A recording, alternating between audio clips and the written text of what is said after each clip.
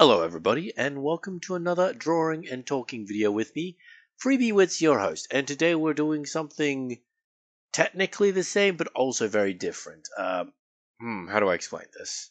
So once again, we are doing another roleplay repository character, except it's not. You see, when I do roleplay repository character, usually they're completely original characters, and sometimes they're built in a pre-existing universe from popular media. Most notably, My Hero Academia, which I've done a student hero for, and a original character villain, who was most notably associated directly with one of the actual characters that already exist within the universe. Now, this character I'm drawing, Varian Rüdiger, is a bit different in that he is one of those characters from media. He's not a original character.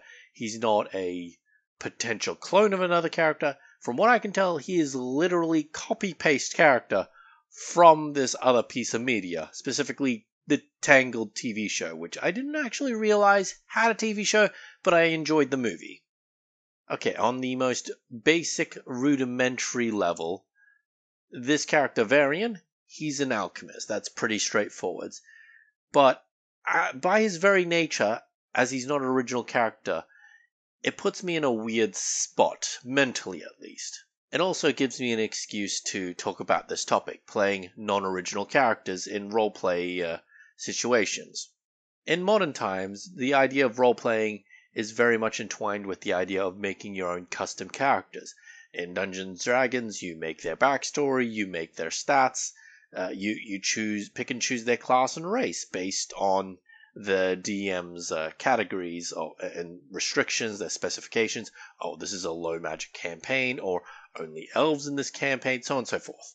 Now, outside of tabletop RPGs, playing a pre-made character you yourself didn't customize or make from the ground up does have some precedent.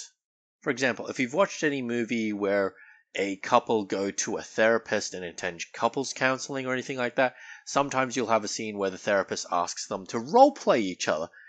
In that sense, the husband didn't create their wife and the wife didn't create their husband, yet they're roleplaying as if they're the other person.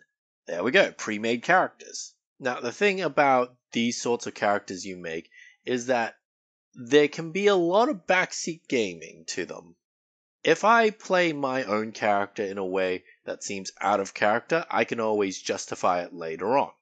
I can always say this is character development, so on and so forth. However, if I roleplay a pre-established character in a specific way that doesn't gel with someone else's idea of said character, it can get a bit weird, at which point it becomes less of an argument of how you roleplay and more of an argument on the character itself. And well, we've all been on the internet. We know people argue all the time about character motivations, about characters they themselves didn't make or create.